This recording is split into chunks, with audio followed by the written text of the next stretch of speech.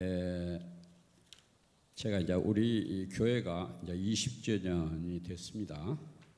20주년이 돼서 가만히 되돌아보면서 생각을 해보니까요. 우리 교회는 지금 나이가 어떻게 됐을까? 20년이 됐다는데 과연 젊은 청년의 시절을 보내고 있는가? 그러나 깊이 내용적으로 보면 혹시 너무 늙어버렸지 않았나? 그런 생각을 했습니다. 그래서 우리가 우리 인간의 노인되는 것하고 거기에서 따르는 여러 가지 현상들을 우리가 배우면서 그 안에서 우리가 한번 우리 자신도 우리 교회의 형편도 상황도 한번 살펴보는 것이 좋지 않을까 하는 뜻에서 오늘 노화와 인지장애라 했습니다. 인지장애는 이제 나이가 많이 먹으면 거의 다 경험을 하고 있는 것인 것 같습니다. 그래서 이것도 한번 우리가 생각을 해보는 것이 좋지 않을까 하는 생각을 했습니다. 다음 봅시다. 그러면 노화라는 것은 뭐냐 하는 것입니다. 인간의 재반 기능이 시간이 경과함에 따라서 돌아올 수 없을 정도로 가역적이란 말은 다시 돌아갈 수 있다는 말인데 비가역적으로 소진되어 가는 것을 말합니다. 그래서 능력이 떨어짐으로 인해서 외계 오늘 목사님 방금 기도하시듯이 우리가 더위를 견딜 수 있는가? 그러면 이 더위의 외계에 대해서 적응하는 능력이 좀 약해졌다. 그것이 노화다라고 말합니다. 또 다른 말로 표현을 해보면은 나이가 먹었다는 외부의 신체적, 사회적, 정신적 스트레스를 견디는 힘이 적어졌다는 것을 뜻한다라고 생각하면 될 것 같습니다. 다음 봅시다. 그러면 노화의 원인은 여러 가지로 이제 학자들이 공부를 많이 하시잖아요. 하니까 어떻게 그러면 노화가 이루어질까?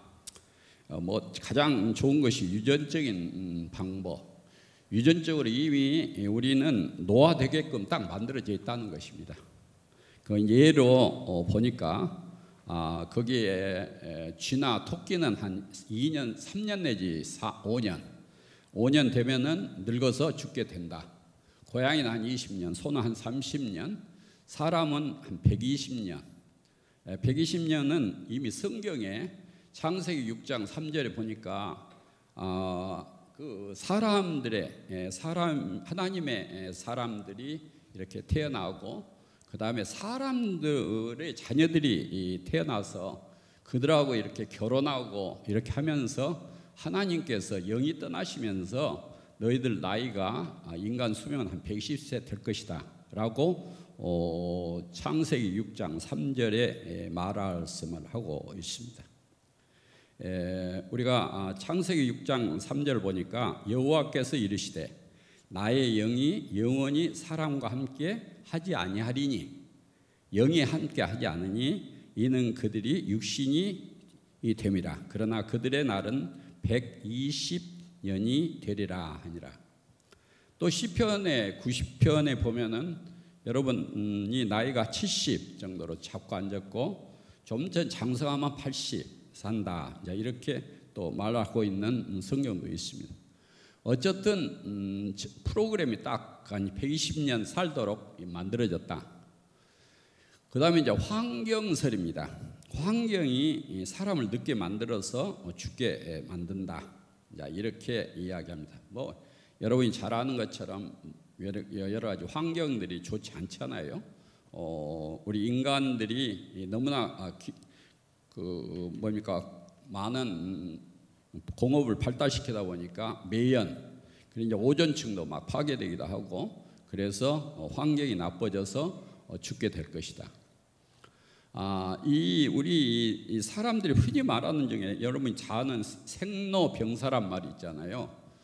태어나면 늙고 늙으면 조금 병들고 죽게 된다.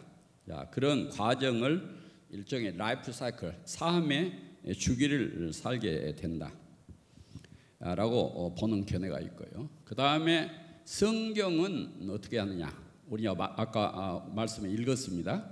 사람은 늙어 죽게 된다라고 성경에 기록되어 있습니다. 로마서 6장 23절을 보니까 죄의 싹은 사망이다 그랬잖아요. 우리 하나님의 은사는 그리스도 예수 우리 주 안에 있는 영생이다. 사람은 죄로 죽게 발생 없는데 하나님께 예수 그리스도께서 이 땅에 오셔서 이 죄를 대신 대속하여 주심으로 인해서 우리가 영생할 수 있다. 영적으로는. 그러나 육신은 죄로 인해서 죽어서 다시 육신이 왔던 땅으로 돌아간다. 이런 말씀으로 성경을 우리에게 이야기하고 있죠. 죽는다는 것입니다. 그 다음에 이제 잠언에 보면은 우리가 보면은 26장 31절에 이런 말씀이 나오는데 여기 기록이 나왔네요. 그런데 여기에는 어떤 잠언에 나오는 말씀은 백발은 영화의 염려간이고 공의로운 길에서 영어들이라. 우리가 늙어가더라도 하나님께서 말씀하시는 것은 우리가 늙어가는 백발을 노인이라고 친다면은 노인은 영화의 면류관이다. 존귀스럽게 여기라. 거룩하니 늙어가거라. 그냥 추하니 늙지 마라. 이것은 외모의 말을 이야기하는 것이 아니고 영적으로 여러분들이 더 성숙해 가지고 사람들한테 존경도 받고 하나님으로부터 거룩함을 받는 그런 사람으로 늙어가거라 하는 거 지금 이야기하기도 하십니다. 그 다음에 이제 성경에서 수명이 나오는 것을 보면 아담은 한 930까지 살았고, 여러분 930까지 아담처럼 살 수 있는 자신 있습니까? 그 다음에 제액으로 성경에 제일 많이 살았던 것이 무두셀라입니다. 969세까지 살았어요. 아주 지칠 것 같아요. 969세까지 살려면은 얼마나 지치고 1000년을 살아야 하니까 그럴 것 같습니다. 그런데 다행히 하나님께서 우리가 우리의 원의 우리 조상들이 죄를 짐으로 인해서 인류의 수명은 120세로 거의 마무리를 하고 있는 것 같습니다. 다음 봅시다.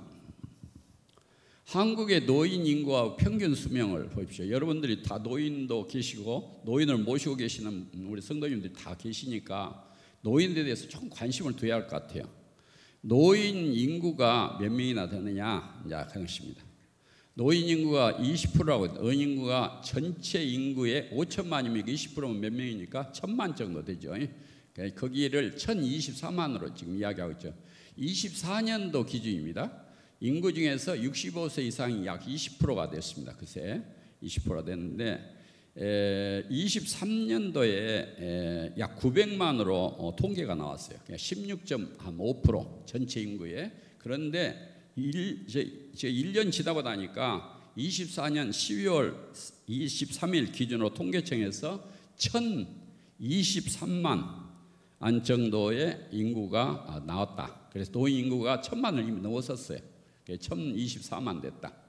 그리고 우리가 사는 그 수명들이 어쩌냐? 83.5세. 여러분들의 평균 수명이 83세.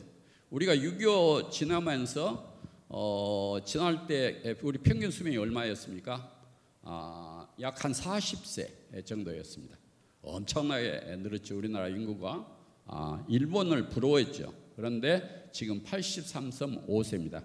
83.5세 이전에 돌아가신 분들은 평균도 못 채우고 가신 분들이에요. 그리고 다행히 오래 사신 분들이 이걸 채워져 가지고 83.5세인데 여자분들이 훨씬 더 오래 사셔요. 남자들은 80.4세고 여자가 86.4세가 되어 가지고 그런데 여기서 이제 하나 관심돼야 할 것이 이렇게 오래 살기는 사는데 진짜 건강하니 병 없이 사는 나이가 몇 살이냐? 70세밖에 안 돼. 70세. 70세 이후로는 거의 병을 한두 가지씩 않고 어디에 통계에 나온 데 보니까 65세 이상의 40%가 5가지의 질병을 다 갖고 있다고 그래요. 흔히 많은 거 뭡니까? 고혈압이라든지 당뇨라든지 또는 뇌출혈이라든지 여러 가지 콜레스테롤이 높다든지 여러 가지가 나오죠. 어쨌든 우리가 살기는 사는데 70세 이후부터는 거의 병을 갖고 살고 약을 다 약 한 봉지씩 들고 살고 그러고 있습니다. 다음입니다. 노아의 이제 학술적인 견해입니다. 노아는 학술적으로 어떻게 이 평을 하냐? 노아는 대개 30세부터 노아는 시작할 것이다라고 보고 있습니다. 거의 30, 이건 정설로 지금 받아들이고 있습니다. 우리가 자라기는 30세까지 자라고 그 다음에 30세 이후부터는 이제 늙어간다는 거예요. 늙어간다. 보편적으로 그러는데 그렇지 않는 극단적인 사람에 따라서 다른 경우가 많아요. 그 조기 노화증이라는 프로제리아라는 질병이 있는데요. 여러분들 저는 아침에 꼭 보는 것이 하나 있어요. 그 인간극장 하나 보고요. 주말극장 하나 보고 2개만 보고 뉴스도 잘 안 보는 사람입니다. 저는. 지난 4월 25일자에 인간극장에서 이 소아졸어증 환자 한 분을 소개를 했어요. 그분의 일주일 동안 방영했습니다. 홍 씨라는 분인데 이분은 굉장히 빨리 돌아가실 것이라 했는데 지금 20살까지 살고 있는 그 내용이었습니다. 다시 말하면 나이가 이렇게 정상적으로 늙어가는 것이 아니라 빨리 어떤 유전적인 병으로 빨리 어렸을 때 빨리 늙어버린단 말이에요. 20살이 됐는데 빼짝 늙어버렸어요. 늙은 그런 모습이 출현된 일이 있었어요. 그러듯이 우리가 말은 30세부터 늙는다고 하지만은 빨리 사람 따라 다 다르다는 거예요. 다르다. 그 다음에 이제 1% 법칙이라는 것이 있습니다. 우리 신체 기관이 30세부터는 매년 1%씩 감소가 된답니다. 1%씩 감소가 돼요. 65세가 되면은 1%로 감소되는 것들이 2 내지 3% 정도 기능이 상실된다고 그래요. 그리고 노화는 태어나기 전부터 시작한다는 견해도 있습니다. 여러분 그래프를 한번 보는데 이건 뭐냐면은 여자분들의 그 난자 세포라는 것이에요. 난자 세포인데 이 난자 세포가 어렸을 때 태어나기 전에는 약 700만 개를 갖고 있대요. 그런데 출생을 하면 200만 개로 줄고 청년기가 되면 30만 개, 갱년기가 되면 5개, 그 다음에 60세가 되면 없어져 버려요. 여러분들이 갱년기부터는 애들을 못 가시잖아요. 난자세포가 없고 기능을 못 하니까 그러잖아요. 그런데 그렇게 이런 것을 보면은 태아기 때부터 어렸을 때부터 이 난자세포를 갖고 그 늙어가는 것을에 대한 그 이론을 적용한다면은 어렸을 때부터 이미 늦기 시작한다. 사람은 자 그런 경애로 이야기하고 있습니다. 다음 봅시다. 노아의 이제 사회적인 측면에 대합니다. 사회적인 측면에 대한 이야기인데요. 뭐 다 아는 이야기입니다. 여기는 뭐 그렇죠. 빨리 넘어가겠습니다. 노인들이 다음 같은 사회적 문제를 경험하고 있다. 정년을 합니다. 노인들이 되면 정년. 그리고 우리나라는 너무나 정년이 빨라갖고 한 50대 중반 되면 다 쫓아내버리고 뭐 40대에도 정년하는 사람들 있고 어쨌든 들쭉날쭉합니다만은 어쨌든 나이가 되면 정년을 해요. 그리고 은퇴를 합니다. 이 말은 정신적으로 굉장히 무능해졌다는 말입니다. 자기가 그 일을 할 수 없는 사람이 됐으니까 그 일선에서 나가라는 말입니다. 사회적인 주류에서 밀려난다는 말이고, 그러니까 이런 사람들의 마음은 아주 소극적이고 참된 내향적이고 욕구도 감소해버리고 그렇게 됩니다. 그래서 은퇴는 굉장히 정서적으로 좀 불안하게 만들어주고 충격을 주는 것입니다. 대인관계도 많이 감소해버리죠. 그 다음에 이제 두 번째로 경제적인 문제인데, 우리나라 한 노인의, 이건 오래된 통계입니다만은 노인의 한 55%가 경제적으로 좀 어렵다고들 이야기합니다. 여러분 잘 아시죠? 지금 한 7, 80대 분들, 60대 후반 분들은 자식들 키우느라고 자기 노년을 보낼 준비를 하나도 안 해놓고 그냥 정년을 맞았어요. 이제 그때부터 수입도 없죠. 그러니까 경제적으로 이제 가난해지죠. 그래서 다행히 나라에서 많이 지금 복지를 줘가지고 노인들이 굉장히 여유가 있지 사시는 분들도 있죠. 그렇게 이제 이런 경제적으로 어려워집니다. 그 다음에 아까 세 번째는 노인들이 사회 주류에서 멀어지니까 격리도 되고 소외되는 느낌이 오고요. 그 다음에 이제 사회적인 책임을 지질 않습니다. 왜냐하면 자녀도 다 컸고 그들이 독립했기 때문에 다행히 이런 책임감에서는 벗어나는 의미는 있지만은 그런 책임을 잃어버리는 것도 하나의 문제라고 이야기하기도 합니다. 다음 봅시다. 정신적 사회적 문제입니다.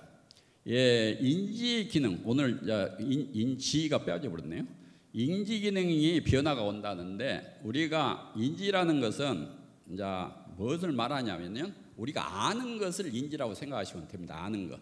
그러니까 어떤 정보가 내한테 들어오면은 내가 정보를 받아가지고 그것을 입력해 놨다가 보관을 하고 있다가 필요할 때 이것을 끄집어내서 쓰는 것을 우리가 인지 과정이라고 합니다. 거기에는 이제 지각이 필요할 것이고, 그 다음에 판단하는 것이 필요할 것이고, 생각하는 것이 필요할 것이고, 자기 감정이 필요할 것이고, 이런 상상하는 것도 인지에 들어가죠. 이런 것들에서, 그러니까 그 안에 이제 지능이 있어요. 지능이 감퇴합니다. 노인이 되면은 인지 기능에서 지능도 어떤 것이 감퇴하냐면 동작성 지능이 더 많이 이렇게 감퇴한다고 합니다. 뭔 말을 말하냐면은, 예를 들어 운동선수 같으신 분들은 머리 가지고 하시는 것이 아니잖아요. 우리가 동작성을 우리가 본다면은, 그러니까 신체를 좀 능수강에 사용을 해가지고 문제를 해결하고 그것을 무엇을 만들어내는 능력을 우리가 동작성 지능이라고 합니다. 그러니까 주로 어떤 분들이 많이 이걸 하시겠어요? 몸 전체를 사용하는 일을 하시는 분들이라든지, 어제 제가 어디 텔레비를 보니까 주간보호센터에 다니는 노인분이 계시더라고요. 그런데 이분이 출근하자마자 거기 가자마자 무엇부터 가르치냐면은 그 좁은 공간이에요. 좁은 공간인데 앞에서 애기들 기차 놀이 있잖아요. 그러듯이 앞에가 막 사회사학과가 앞에 끌고 가고 뒤에 막 노인들이 줄줄 따라가면서 줄줄줄 가면서 소리를 지르고 따라가 운동을 하자. 동작을 해요. 동작. 이런 것이 동작성 지능이에요. 동작성 지능. 동작성 지능이 떨어지지 않도록 하기 위해서 그런 것 같아요. 그 다음에 예를 들면 우리가 운동, 스포츠를 한다든지 무용을 한다든지 연극을 한다든지 수공예를 만든다든지 이런 거 몸을 갖고 전체적으로 생각하는 지능이 이제 동작성 지능이고요. 언어성 지능이라는 것은 우리가 언어를 이해하고 사용하는 그런 지능을 말한다고 생각하시면 될 것 같습니다. 말보다는 몸을 쓰는 사람이 있죠. 우리가 모세가 뭐라고 했습니까? 하나님께서 이스라엘 출애굽시키기 위해서 너가 지도자 노릇을 해라. 그러니까 저는 말을 못합니다 라고 말을 했잖아요. 그 사람 아마 모세는 동작성 지능보단 언어 지능이 좀 떨어졌던 사람인 것 같아요. 그렇게 우리가 이렇게 생각하시면 될 것 같습니다.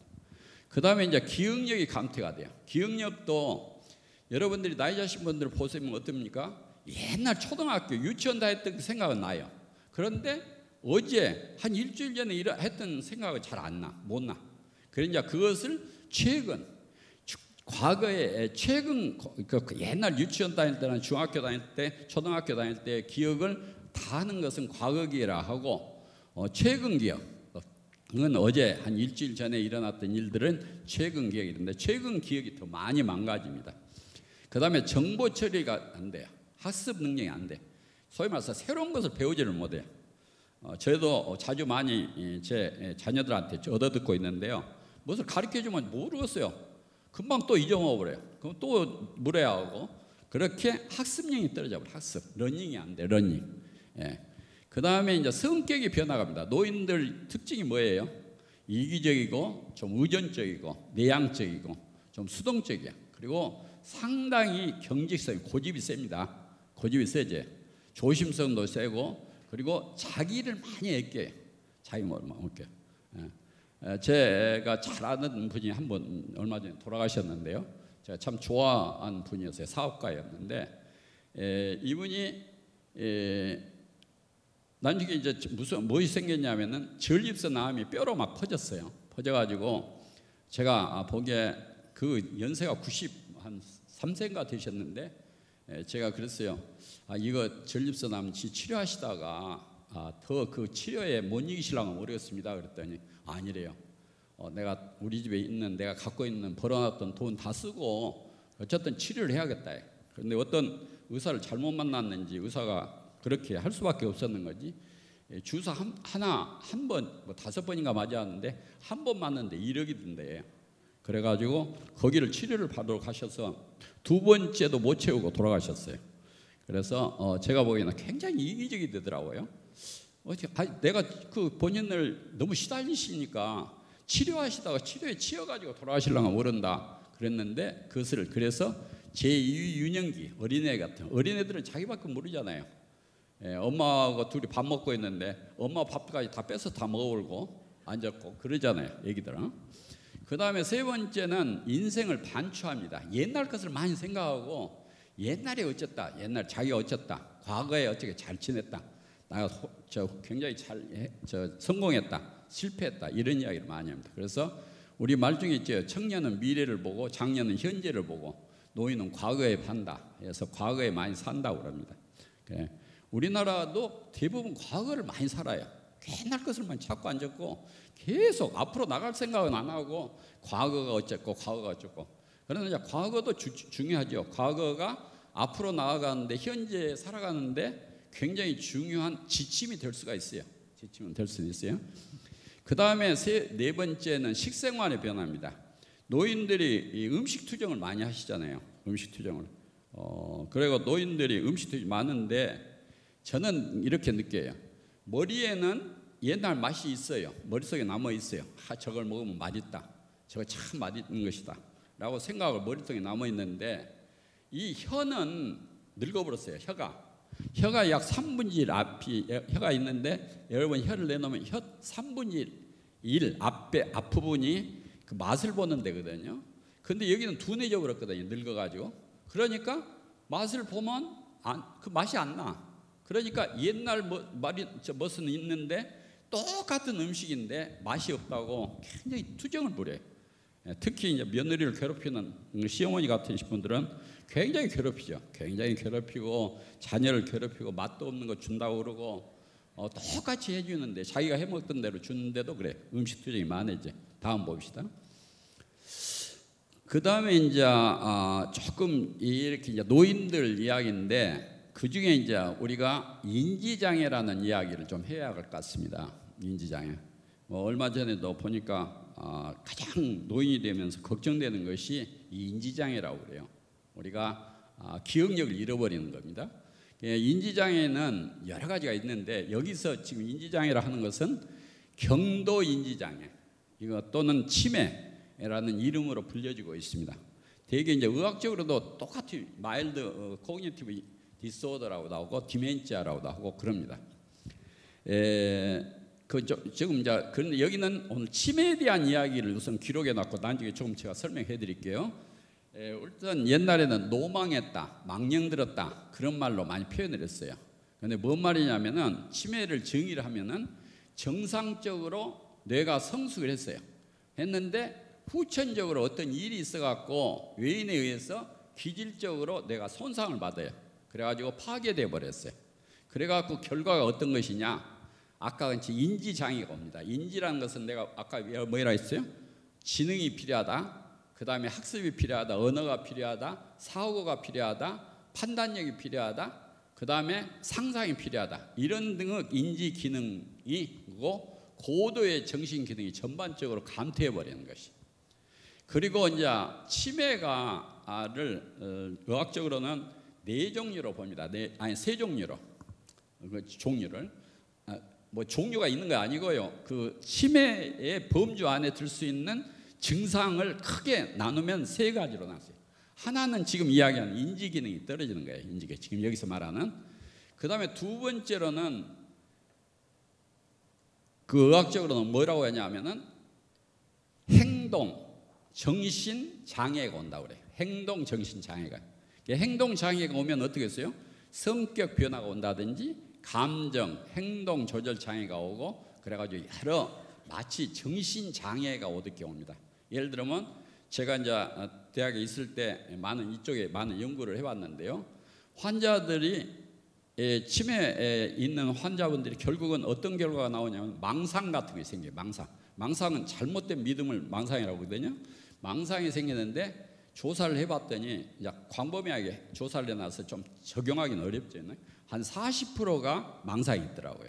특히 뭔 망상이 있냐면 절도 망상이 있어요. 누가 며느리가 내 돈 훔쳐가 버렸다 라든지 뭐 이웃집 간병해 준 사람이 훔쳐갔다 이런 망상. 그 다음에 환청이 있어요. 환청. 무엇이 앞에 우리 집에 무엇이 와서 훔쳐가고 있다. 저 뭐 어쩌냐 지금 며느리 불러 깨워가지고 지금 귀신 저 도둑이 들어왔다 잡으러 다녀라.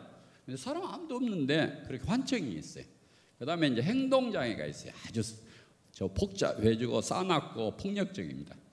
그 다음에 이제 세 번째 인지장애가 있고 정신 행동장애가 있고 세 번째가 이제 일상생활의 수행 능력이 안 돼. 우리 일상생활이 뭡니까? 식사하고 잠자고 그 다음에 옷 입고 그 다음에 조금 복잡한 것을 하면 무슨 금전 거래를 해서 은행을 출입한다 또는 우체국 출입한다 그 공공기관을 출입한다 이런 것들 뭐 대소변 가는 거 이런 것들이 다 일상생활의 수행 능력인데 이것이 장애가 와. 이것이 장애가 와서 잘 해지를 못합니다. 그래서 대개 이제 우리가 그 나라에서 이 인지장애가 심하신 분들을 돕는 방법 중에 하나가 얼마쯤 의사들한테 가서 진단을 받아오라고 합니다. 근데 진단 내용이 가장 중점적으로 보는 데가 어디냐면은 일상생활 수행 능력이 어쩌냐 이걸 많이 봐요. 그러니까 이제 되게 이것은 가족들 이야기를 많이 듣고 의사들이 처방을 해주는데요. 그런 것입니다. 다음 봅시다. 성경에서 제가 이제 우리 신앙생활을 하니까 우리가 이제 성경을 좀 중심으로 봐야 할 거 아닙니까? 성경에서 인지 저하가 추정되는 데가 있냐 하는 것입니다. 우리가 현대 우리 성경에는 의학적인 정의처럼 뭐 치매가 있다. 또는 뭐 알츠하이머 치매가 있다. 또는 경도 인지장애가 있다. 이제 이런 말은 전혀 없어요. 성경에는 전혀 없어요. 아무리 저도 찾아보려고 해도 없고 그런데 인지장애로 추정되는 부분이 몇 군데 있어요. 이건 이제 신학자들도 전부가 동의하는 것은 아니고요. 일부의 신학자들이 이런 이야기를 기록을 하고 있어요. 그래서 여러분들한테 이걸 전해드리는 것입니다. 전도서 12장 1절부터 3절에 보니까 이런 말씀이 있어요. 거기에 너는 청년의 때 너의 창조주를 기억하라. 곧 공고한 날이 이르기 전에 나는 아무 낙이 없다고 할 해들이 가깝기 전에 하나님을 기억하라. 이 말은 뭔 말이냐면은 늙으면 그 뒤에 이제 늙은 이야기가 나옵니다. 해와 빛과 달과 별들이 어둡기 전에 비 뒤에 구름이 다시 일어나기 전에 인간의 정신적으로 신체적으로 쇠퇴했던 모습을 지금 시적으로 표현하는 말입니다. 그날이 이제 오기 전에 너희들이 청년 때 창조주 하나님을 기억해라. 하나님. 아주 극단적인 이야기입니다만은 어떤 아주 유명한 목사님이 치매에 걸리셨대요. 치매에 걸리셔가지고 아주 나이가 많이 자셔서 치매에 걸리셨는데 모르겠어요. 저도 확인되는 것도 아니고요. 들은 소리입니다. 장난으로. 그 목사님이 그러시대요. 장로님들이 병문을 가셔가지고 하나님 아시죠? 그러니까 하나님 누구냐? 그러더래요. 목사님이 하나님을 가르쳐 주신 분이 다 잊어버리시고 모르시더라고 그래요.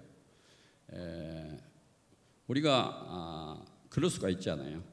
우리가 치매 아주 심해지면 어때요? 하나님도 모를 수가 있고 우리 나를 길러준 부모도 모를 수가 있잖아요. 모를 수가 있대.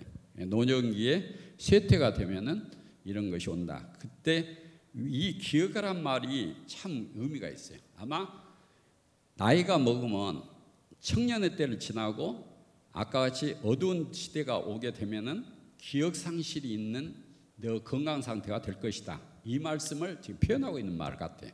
그 다음에 사무엘상 25장 17절에 여러분이 잘 아는 그 나발이라는 친구 있죠. 나발 알죠? 유명한 웃긴 인물입니다. 이 친구는 원래 마온의 사람이에요. 마온 사람인데 제가 지도를 찾아보니까 예루살렘 밑에 그 사해의 서쪽에 있는 지역이더라고요. 거기에서 뭔 업종을 갖고 있었냐면은 갈멜이라는 곳에 목축업을 하고 있었어요. 그때 성경에 기록된 대로 보면 양이 한 3천, 그 다음에 염소가 한 1,000마리, 굉장히 많았어요. 욥보다는 못했던 것 같지만은 어쨌든 굉장히 부자였던 것 같아요. 그런데 이 부자가 부자 짓을 못해요. 굉장히 성경의 기록에 보면 어떻게 이야기를 했냐면 부인은 굉장히 총명한 사람으로 나중에 다윗의 부인이 됐던 아비가일이 있죠. 근데 남자는 엄청나게 완고하고 그 다음에 그 행사가 악했다라고 표현하고 있습니다. 성경에 보니까 그래요. 근데 이 친구가 다윗이 그 목축을 잘할 수 있도록 돌봐줬는가 봐요. 다윗이 그 한 300명 정도 그 자기 소아를 데리고 피해 다닐 때, 사울을 위해서 피해 다닐 때 이 사람이 목축이 잘 되도록 보호를 해줬는데 이 나발이 잔치가 벌어졌어요. 잔치가 벌어졌을 때 그렇게 잔치라는 것이 우리도 옛날에 그랬잖아요. 농사가 짓고 나면 추석 잔치를 하잖아요. 그러듯이 잔치를 했는데 그래서 가서 먹을 것을 좀 얻어와라 하고 다윗이 청년들을 보냅니다. 보냈는데 이 나발한테 가서 다윗 우리 저 어르신께서 물건을 좀 주라옵니다. 그러니까 다윗이 누구예요? 이제 엉뚱한 짓을 해버립니다. 아주 나쁜 놈이죠. 은혜를 원수로 갚는 식이 되어버렸습니다. 그랬는데 그러놓고 자기가 잔치를 했으니까 술 취하고 그러고 죽었어요. 아니 자고 있었어요. 아침에 이제 부인이 아비가일이 이제 그 수습을 하죠. 다윗이 그냥 완전히 진멸해 버리려고 자기 군사를 끌고 가는 것을 아비가일이 가가지고 잘못을 용서를 구하고 그 아침에 아비가일이 이 나발을 자기 남편에게 보고를 합니다. 그러니까 그 나온 결과가 뭐였냐? 아침에 나발이 포도주에 깬 후에 그의 아내 아비가일이 그에게 이 일을 말하며 그가 낙담하여 몸이 돌과 같이 되었더라라고 했습니다. 돌과 같이 됐다. 아마 정신적으로 우리 그 정신과에 돌같이 된 환자들이 있어요. 뻣뻣해 갖고 있어요. 뻣뻣해. 환자가 그런 정신질환이 있습니다. 정신조현병에 아주 뻣뻣해. 요새는 그런 환자들 잘 보기 어려운데 저 정신과 막 시작했을 때 그런 환자가 막 개번만 했어요. 그냥 눈 딱 감고 손 다 굳어져 가지고 이렇게 있어요. 완전히 그냥 이렇게 뭐니까 막대기를 끌고 다니는 것 같이 그런 상태가 아마 됐던가 봐요. 그래가지고 그 뒤에 이제 죽게 되죠. 이 나발의 정신적인 혼란을 아마 인지장애로 보는 경우도 있는 것 같습니다. 그 다음에 열왕기상 1장 다윗의 노년기 상태입니다. 다윗이 어쨌어요? 늙어져 가지고 힘도 없고 그렇게 전쟁을 잘하던 사람이 다윗 왕이 1절 2절에 나이가 많이 늙으니 이불을 덮어도 따뜻하지 아니했다라고 하면서 누구의 돌보고 있었어요? 그래도 간병인을 하나 세웠어요. 아비삭이라는 여자를 간병인으로 세워가지고 다윗을 돌보도록 했는데 그 성경에 그랬잖아요. 아비삭과 잠자리를 같이 안 했어요. 않고 그냥 돌봄만 받고 또 하나는 그 자기가 다윗 왕이 생각해 이렇게 노년이 되기 전에는 솔로몬을 후계자로 딱 정해놨는데 다른 그 아들들이 왕으로 저렇게 세움을 받는 왕의 계승이 잘 되지를 못했어요. 그런데 관심이 없었던 것 같아요. 다윗 왕이 결국은 솔로몬한테 넘어가기는 했습니다만은 그때의 상태를 아마 우리가 이야기하기를 아마 다윗 왕이 아마 그 인지적인 장애가 있었을 가능성이 많다라고 많은 신학자들도 지금 이야기를 하고 있습니다. 그래서 이 부분이 아마 인지장애 성경에서 여러분들이 성경의 인지장애는 이것이 아닌가 이렇게 봅니다. 다음. 그러면 치매는 단인질환이냐? 아닙니다.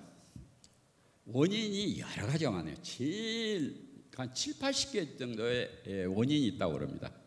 그러니까 원인에 따라서 치료를 하려면은 참 그 치료법이 다양하겠죠. 그 전체 15 내지 20%가 완치가 가능할 것이다라고 추정을 합니다. 이것은 조금 이 시간에 말하기는 좀 어려울 것 같고요. 나중에 필요하시면 제가 완치 가능한 환자에 대해서 이야기를 해드릴게요. 넘어갑시다. 우리나라 이제 인지 장애와 치매입니다. 인지 장애는 우리가 지금 보는 인지 장애라고 하는 것들이 세 가지로 보면 생각합니다. 첫 번째는 주관적 인지 장애. 내가 생각할 때 내가 조금 기억력도 떨어지고 좀 지능도 떨어지고 학습 능력도 많이 떨어졌어요라고 생각하고 있어요. 혼자. 그 다음에 이제 조금 더 심해지면 경도 인지 장애가 돼요.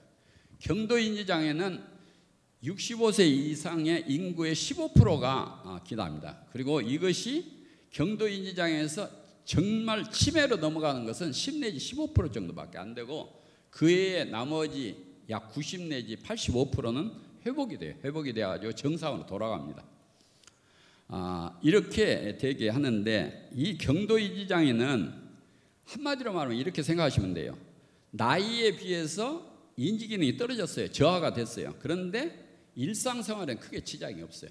일상생활 크게 지장이 없어요. 여러분들 그런 사람 많이 있죠. 여러분 좀 기억력도 떨어진 것 같고 좀 지능도 안 되고 학습 능력도 안 되고 그런데 거의 일상생활 아무 지장이 없이 살아요. 일상이 없어요. 그것이 경도인지장애.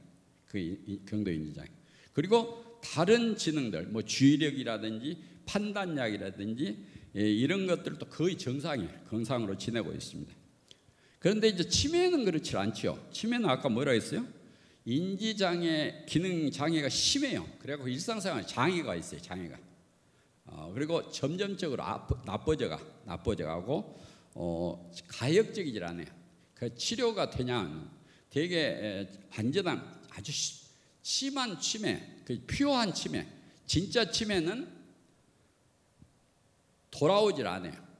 예를 들면 의사들이 치료하는 이유가 어디서 있냐면 그 정도에서 멈추게 만들려고 치료를 하고 있지 그 지금 나빠진 인지장애가 저하가 다시 옛날 건강한 상태로 돌아오게 할 수는 없어요. 없다고 생각하시면 돼요. 그렇게 하는 것이다 라고 생각하시고요. 이것은 아까 같이 기억력 장애만 있는 것이 아니고 타영역, 언어, 판단력, 시공간 개념이 없어요. 시공간 개념은 나중에 제가 말씀드릴게요. 그 다음 넘어갑시다. 다음 이쪽에 봅시다. 다 올라옵시다. 한 번 더 앞으로 갑시다. 더 앞에. 이 이제 연령별로 치매가 얼마나 발생하느냐. 대개 65세 이상이 되면은 65세 이상이 되면 한 5% 정도가 치매가 있다고 생각하시면 돼요. 근데 여기를 이제 연령별로 한 5세 증가할수록 치매가 2배로 증가한다. 그렇게 나오죠. 그러죠? 여기 보면은 이쪽 도표를 보십시오. 65세부터 69세에는 치매 유병률이 몇 프로입니까? 1%예요. 그 다음에 5세가 늘어나면 70대 74세는 4%가 돼요. 그 다음에 75세부터 79세는 12%가 돼. 그 다음에 80세부터 84세는 21%가 돼. 그 다음에 85세 이상이면 40%가 돼. 그럼 뭔 말이겠습니까? 나이가 아주 중요한 인자예요. 치매가 되는 중요한 인자가 뭐냐면 나이예요. 그리고 나이가 많으면 치매에 가까울다. 치매 될 확률이 높다. 이렇게 보는 것이라고 생각하시면 돼요. 그러면 저는 어디에 들어갔습니까? 저는 40%에 들어가요. 40%. 예, 타임 6명 지금 들어있는가도 모르겠어요. 저도 진행하고 있는가도 모르겠는데 어쨌든 지금 굉장히 나이가 그러니까 여러분 이런 식으로 계산을 하면은 100세가 되면 어떻게 되겠어요? 거의 치매라고 생각하시면 돼요. 거의 치매라고. 예, 그러죠?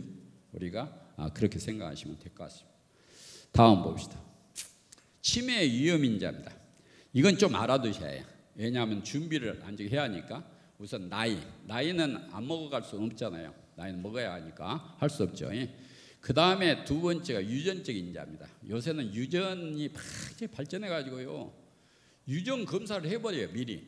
그래가지고 유전에 그 치매가 될 수 있는 유전 인자가 아포2포라는 유전자가 있어요. 이게 있어요. 이 유전자 검사가 나오면 이건 얘가 양성으로 나오면 좀 안 좋다 그 말이. 그 다음에 남자보다는 여자가 더 많아요. 치매가 더 많습니다. 그리고 왜 그러겠어요? 여자가 더 오래 사니까 그래요. 오래 사니까. 그 다음에 이제 질환을 조심해야 해요. 이거 이제 여기서 위험인자를 체크해요. 고혈압 있는 사람, 당뇨병 있는 사람, 고지혈증 있는 사람, 콜레스테롤 같은 게 높은 사람, 심장병이 있는 사람, 뇌졸중을 앓는 사람, 청력, 이 귀가 안 들려. 근데 다 늙으면 또 귀도 안 들리잖아요.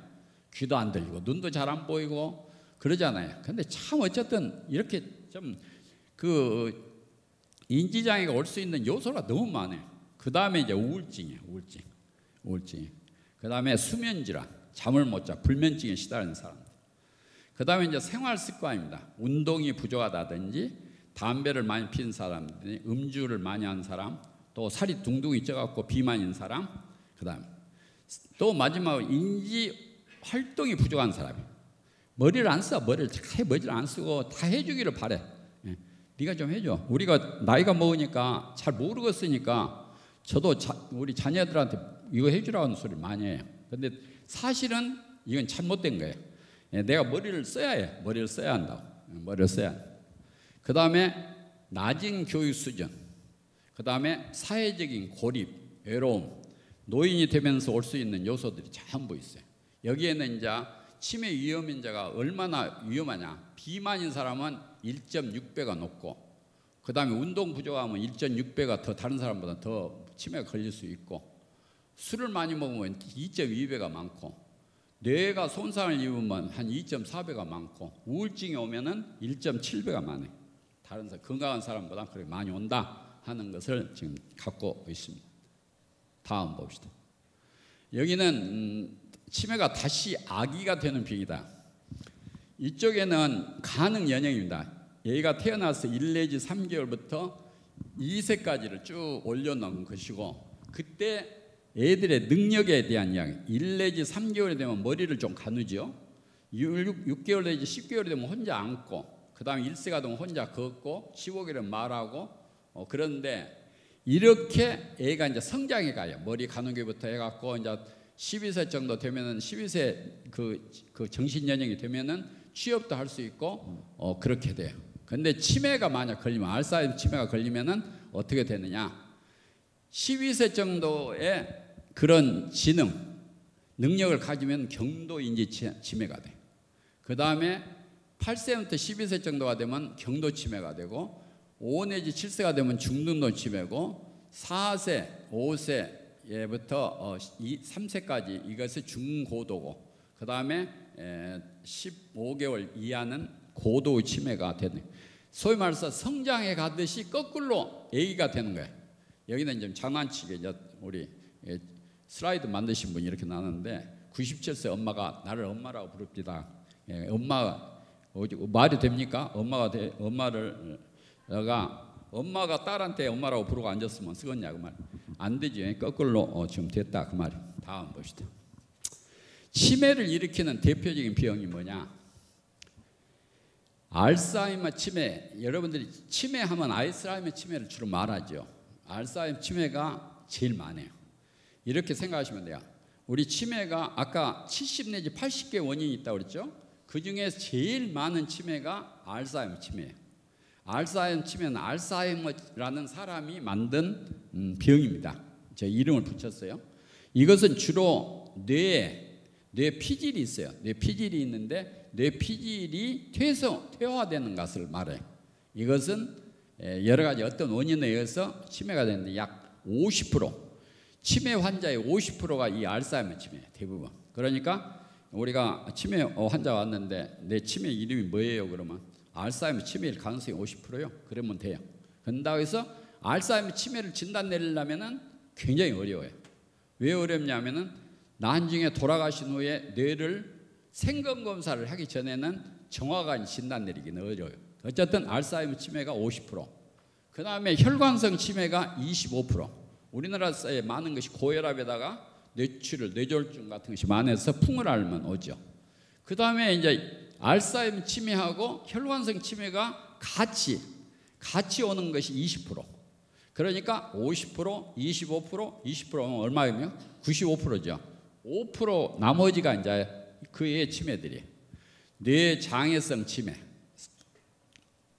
교통사고를 입었다든지 뇌염을 앓았다든지, 요새 뇌염은 그렇게 많지는 않더라고요. 그 다음에 옛날에 연탄 많이 뗐을 때 가스 중독이 됐다든지 또는 뇌암이 생겼다든지, 그 다음에 우리나라는 알코올이 너무 많아요. 알코올. 지금 정신과 그 대형병원에 가서 보면 알코올 환자가 거의 한 3분의 1 차지하고 앉았어요. 3분의 1.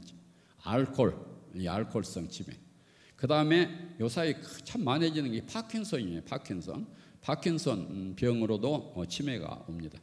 어쨌든 여러분들이 다른 거 다 모르더라도 알츠하이머 치매는 하나 알아두고, 그 다음에 혈관성 치매하고 두 개가 섞어져서 많이 온다라고 보시면 돼요. 다음 봅시다. 이제 치매 증상입니다. 조금 이제 한번 기억을 해 두십시오. 기억장애가 1번이에요. 기억장애는 이름을 잘 기억하지 못해요. 우리가 단어하고 이름이 잘 생각이 안 나잖아요. 그 다음에 두 번째는 기록해 놓은 것을, 기억할 것을 기록해 놓은 게 좋아요. 가끔 약속을 잘 까먹는다, 얼굴을 기억하지 못한다, 기억해 둔 것을 있어도 소용이 없다. 어디다 둔지를 몰라요. 저는 어디다 둔지를 몰라서 못 찾아요. 그래서 기록해, 방금 있었던 일을 기억하지 못한다, 약속을 전혀 지킬 수가 없다, 과거에 살고 있고 가족을 딴 사람으로 잘못한다. 이것이 기억력 장애. 두 번째, 다음 봅시다. 언어 장애입니다. 언어 장애, 이게 많아요. 가끔 단어 선택이 어려워요. 단어 선택. 그것도 굉장히 어렵죠. 발음이 또박또박하지 않고 사용하는 단어의 숫자가 줄어듭니다. 몇 개만 갖고 쓰고 있어요. 풍성하지 않아요. 일상 대화의 대화 중에서 단어 선택이 어렵고 했던 이야기를 계속 반복해. 언어 장애 때문에. 그 다음에 복잡한 내용의 대화를 안 하려고, 겉보기는 멀쩡한데 이해를 못하고, 하나도 이해도 못하면서 아른치기만 하고 앉았어요. 그리고 되게 보면은 피식피식 웃고만 있어요. 그렇게 알고 있는 것 같은데 사실 아무것도 몰라요. 혼자 중얼거린다든지 결론 없이 횡설수설 한다든지 이치에 맞게 이야기할 수가 없어요. 다음 봅시다. 그 다음에 이제 아까 행동장애를 제가 이야기했죠. 옷차림에 관심이 없어요. 옷차림에 관심이 없어요. 처리할 일이 복잡한 일을 회피해버려요. 집 청소나 간단한 수리를 잘 못해요. 옷을 입는 것을 못해요. 우리가 옷을 이제 모여가고 옷을 입어야 하는데 겉옷부터 입고 앉았고, 반스는 나중에 입고 앉았고, 그러면 안 돼요. 그 다음에 집안일을 거의 할 수가 없어요. 돈을 쓸 줄을 몰라요. 아까 그랬잖아요. 일상생활, 옷 입기, 모욕에 많은 도움이 필요하고, 숟가락도 사용하지를 못해요. 젓가락도 우리나라가 굉장히 젓가락 사용해가지고 손이 잘 사용한다. 실행을 좀 못한다 그 말이에요. 다음 봅시다. 기타 증상입니다. 이것은 이제 정신과적인 증상, 정신적인 증상이 되게 많아요. 주변에 관심이 없고 우울하지요. 그 다음에 자신감, 의욕이 없고, 사교적인 사람이 외출도 안 해요. 그리고 예민해지고 날카로워 의심해.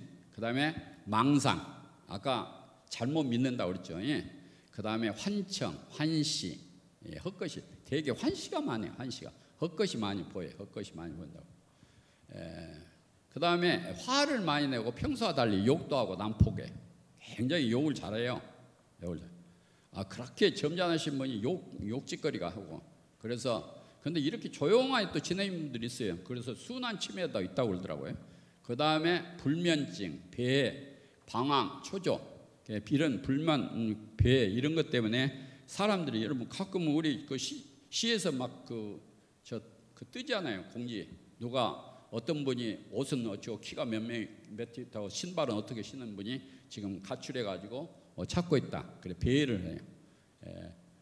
제가 아는 분도 집에서 나가갖고 바로 자기 옆에, 자기가 이제 아주 편안하게 살라고 조금 약간 광주에서 떨어진 지역에 갔는데 집에서 추운 겨울에 나가버렸어요. 나가가지고 못 찾았어요. 못 찾은 나중에 한 달 후인가 거기서 동사하셔가지고 계신 것을 봤다고 그래요. 그렇게 초조도랍니다. 다음시다.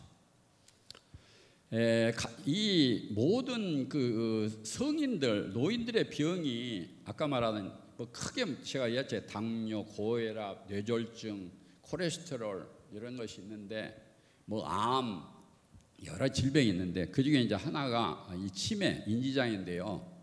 가족들이 이제 고통을 따라요. 간병아니라고 고통, 간병아니. 그래서 또 하나 병이라고 그래요. 간병인데요. 간병이.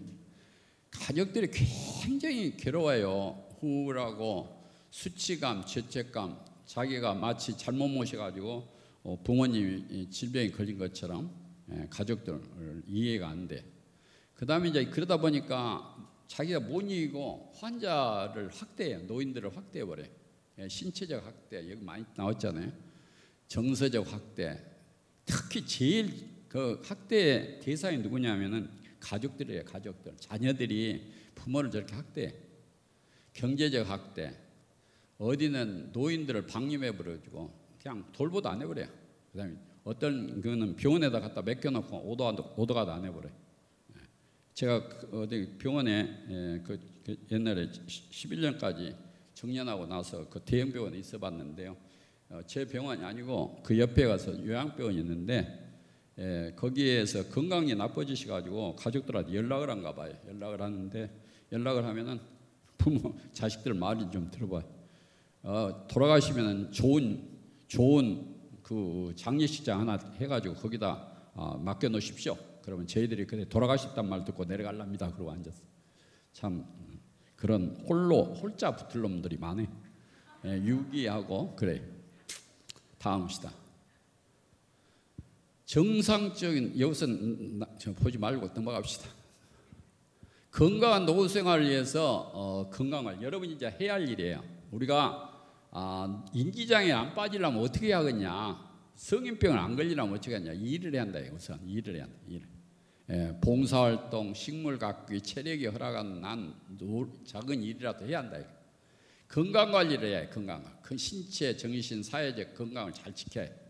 그 다음에 머리를 활용하는 놀이를 해야 해. 끊임없이 책을 읽든지 텔레비를 보든지 텔레비도 오래 보지 말고 내 기억에 윤활유가 있도록 해야 해. 여러 사람이 그 말하는 것을 보면은 재밌어요. 무엇을 읽더라도 쉬운 거, 일종의 만화책도 좋고요. 초등학교 유치원생들이 보는 그런 동화책도 좋아. 그리고 갖다가 그들의 책도 읽으면서 계속 그것도 읽더라도 반복해서 읽으라는 거예요. 반복해서 읽고 그 다음에 두 번째는 그것을 소리내서 읽으면 해요. 소리내서 읽으면 읽는 것에 그 소리가 청력을 중요하는 이 청력을 담당하는 측두엽 쪽에 영향을 주고 그리고 활성화돼요. 그 다음에 눈으로 보고 있기 때문에 시력을 두정부에 후두부에 또 활성화를 주고 그 다음에 전두엽이 그것을 인식하고 하기 때문에 그것도 활성화돼요. 그래서 계속 활성화시키란 말이에요. 우리가 읽고 운동하고 반복함으로 인해서 그것들이 윤활유가 된다는 거예요. 그래서 좀 더 이제 점잖하게 놀라면 바둑이나 그다음에 장기리고 요새 이제 할머니들이 시골에 가면 그 노인 경로당이라든지 그다음에 노인 그 저 동네 마을 센터에 가시면은 맨날 화투들 치고 있잖아요. 5원짜리 화투, 5원짜리 화투가 죽어라고 쳐봤자 얼마 보통 저희 그 요양병원에서 가만히 보고 있으면 화투들 치고 계셔. 얼마짜리예요? 5원짜리 치고 앉아서 그래가지고는 나중에 보면 거의 다 동일해져 버려요. 별로 차이도 없이. 그러나 화투 치는 것도 괜찮은 것 같아요. 제가 보기에 지적 놀이가 필요한 것이. 그 다음에 균형 잡힌 식사를 해라. 균형 잡힌 식사를 잘해. 노인들은 밥심으로 산다고 그러잖아요. 밥심으로 산다고 그러니까 밥을 잘 자셔야 해. 다음. 그 다음에 이제 규칙적인 운동을 하라고 했어요. 무리한 운동은 삼가하고 관절에 무리가 가는 운동을 하지 말고 그냥 운동은 계속 해라. 조금 이따 이제 그 유산소 운동 뭐 이런 것들을 좀 많이 이제 하라고 그러는데 그 다음에 친구를 만드는 거예요. 친구를. 뜻이 맞는 사람하고 친목단체를 만들고 외로움과 고독을 피하니까요. 그래서 노인들의 연대 교류가 필요해요. 우리 교회에서도 이게 다 필요한 것 같아요. 많이 제공을 해줘도 안 모여서 지금 탈인데 목장 모임, 지역 모임 이런 거 다 교류예요. 교류. 거기서 그걸 통해서 예배하는 것도 중요하지만은 여기 노인들의 치매, 노후 생활에서 굉장히 중요한 거예요. 종교생활 모임 간다든지. 그래서 저도 가끔 이 노인들이 오시면은 교회생활 하라고 많이 권하고 하라고. 그런데 대부분 보면은 건강들이 안 좋으시니까 가서 어울리지를 못 하시더라고요. 어울리지를 못 해가지고 뭐 기껏하면 예배 보고 와요. 그래요. 그런데 그건 아니고 사람들하고 어울려야 해. 그리고 서로 교류도 하고 전화도 왔다 갔다 하고. 그 다음에 노인의 가치를 적극적으로 지각하도록. 그 뭔 말이냐면 노인이 됐다. 나는 참 쓸모없는 사람이 됐다. 능력이 없어져 버렸다. 그렇게 생각하지 말고 나는 모든 거 아까 말하는 백발은 영화를 갖도록 그렇게 노력을 하란 말이에요. 예를 들면 내가 많은 경험했던 것들을 후배들한테 알려주고 젊은 사람들한테 이야기해주고 권면해주고 이렇게 살아라. 내가 살다 보니까 후회가 되더라. 이런 이야기도 해주고 하면 완숙한 것이 된다. 다음 봅시다. 불로장생을 요새 이제 하도 불로장생 오래 살고 싶고 그런 사람들이 많아갖고 연구를 하는 것이 많이 있어요. 거기서 나온 결과를 몇 가지만 뭐 똑같습니다. 힘써 걸어라, 운동해라, 죽을 때까지 일을 놓지 마라. 오래 산 사람들이 보니까 맨날 산에서 일하고 그 다음에 바다에 가서 일하고 하신 분들이더라. 그 다음에 좋은 물을 먹어라. 그 다음에 금주하지 해라. 술, 담배 피지 말고 술 먹지 마라. 그 다음에 생활을 좀 간소화해라. 복잡하게 살지 마라. 그 다음에 6번째는 일찍 자고 일찍 일어나라. 그 다음에 7번째는 신앙생활을 해라. 신앙생활을 해라. 다음 봅시다. 치매를 이제 예방하는 것입니다. 예방하는 것은 아까 이제 위험인자들을 다 이제 거꾸로 하면 안 되겠지. 위험인자들을 피하니까 혈관성 치매는 성인병을 철저히 관리를 해야 해요.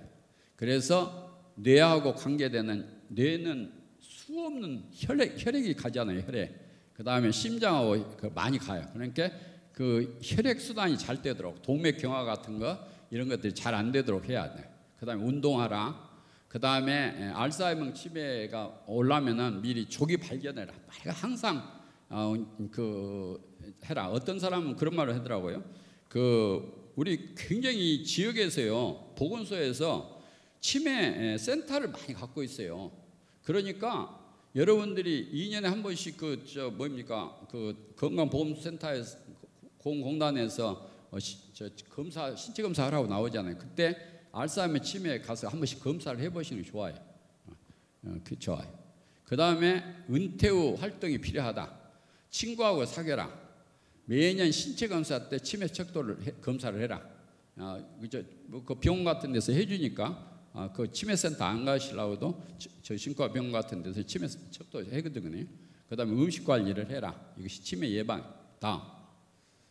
인지장애에서 뇌 기능을 활성시키는 이제 방법이 똑같은 말을 지금 계속 반복하는 거예요. 생활 습관의 개선을 해라. 그 말입니다. 생활 습관의 개선해라. 유산소 운동을 해라. 유산소 운동에는 걷기, 수영, 자전거 타기, 뇌연료를 개선해라. 유산소란 말이 뭔 말이에요?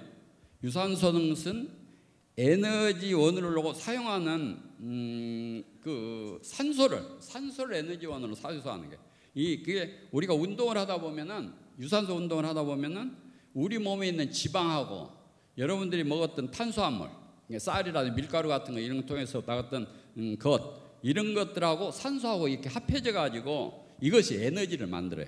그래가지고 우리가 운동으로 이렇게 표현이 된단 말이에요. 표현.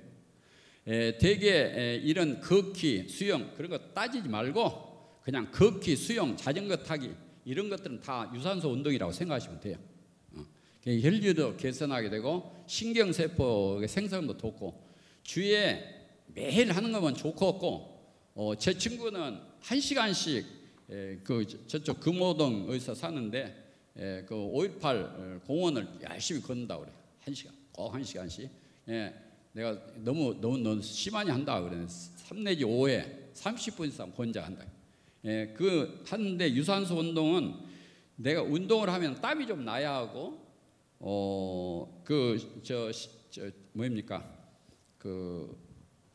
심장이 조금 두근두근 뛸 정도로 좀 심장이 뛰는 것 같은 것이 느껴질 수 있을 정도까지 해라 그 말이에요. 그것이 그다음에 이제 식이요법입니다.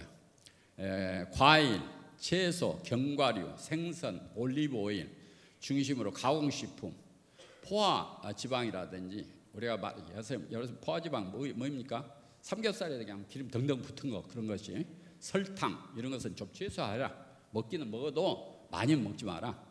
그 다음에 세 번째는 수면 중에서도 수면을 자다가 숨이 헐떡헐떡 뛰는 사람이 있어요. 수면 무호흡증, 슬립 아프니아라고 있어요. 이런 사람들은 옆에서 그냥 숨이 넘어간 줄 알고 부인이 그냥 놀라고 깨워주기도 하고 그러죠. 그런데 이런 것은 빨리 치료를 하는 게 좋아요. 그 다음에 불면증 이런 것들은 조금 인지 저하가 온다. 그 다음에 두뇌 이제 훈련, 인지원, 두뇌 훈련을 하라. 퍼즐, 계산, 기억력 게임, 새로운 언어 배우기. 저는 그런 가끔 이런 분들한테 부탁을 합니다. 뭐냐면은 하루에 배워야 할 단어를 한 5개 정도 써라. 리스트에다 종이에다 써서 그 놈을 한 20번 읽고 작으라. 적고 그 다음날 또 읽어보라. 그 다음에 오늘 내가 하다가 단어를 잊어먹었으면 그걸 생각나서 저녁에 잘 적어라. 한 5개 정도 적어가지고 또 그걸 읽어봐라. 계속 읽어라. 그 다음에 아까 제가 이야기했잖아요. 너무 어려운 책 보지 말고 어려운 책 보지 말고 우리가 보면은 성경에서도 보면은 시편 같은데 좀 읽으면 그냥 레위기나 신명기 막 복잡한 데 읽지 말고 거기는 그냥 지뢰져 분께 좀 더 저 시편이라든지 계속 거기를 계속 읽어라. 이게 계속 읽어라. 그래가지고 생각나는 것도 물어보고 그 다음에 뭐 우리가 역불로 한번 뭐 10개, 100개에서 7개 배우고 또 7개 배우고 한번 연습해봐라. 그 다음에 뭐 저 말끈 이어가지고 말하기 묻는다든지 이런 것들을 해라. 그 다음에 이제 인지재활 치료인데 이건 인지재활 치료는 언어 치료사라든지 전문 치료사들의 도움을 받아야 할 것들입니다. 다음 봅시다. 그 다음에 사회활동을 해라. 어쨌든 친구나 가족과의 소통을 해야 한다. 그리고 어떤 모임이 있으면 참여를 해라. 봉사활동을 해라. 종교활동을 해라. 교회에 잘 모여라 그래. 삐뚤삐뚤하게 빠지지 말고 모여가지고 거기서 어쨌든 서로 나누고 서로 소식도 나누고 그래라 이게. 그래야지 나중에 내가 안 망가진다. 이제 약물 치료인데 필요할 때만 약 치료예요. 요새 이제 나와 있는 약물이 별로 안 나왔어요. 그래서 제가 항상 뭔 말을 하냐면은 우리나라에서 치매 약만 하나 만들 수 있는 제약회사만 나오면 우리나라는 농사 안 지어도 된다. 그렇게 세계적으로 너무 많이 퍼져 있으니까 우리나라가 지금 얼마입니까? 이미 24년도에 오면서 100만 명이 됐어요. 2050년도가 되면 200만이 된대요. 200만 우리나라. 그러니까 한번 생각해 보십시오. 전체 세계 인구의 80억이라고 한다면 80억의 5%가 치매 환자라고 한다면 얼마나 많아요 지금? 그렇게 많아요. 그러니까 그런데 그 중에서 그래도 약이 몇몇 개 나와 있어요. 약이 뭔 약이냐면은 조금 이제 이건 공부하는 거예요.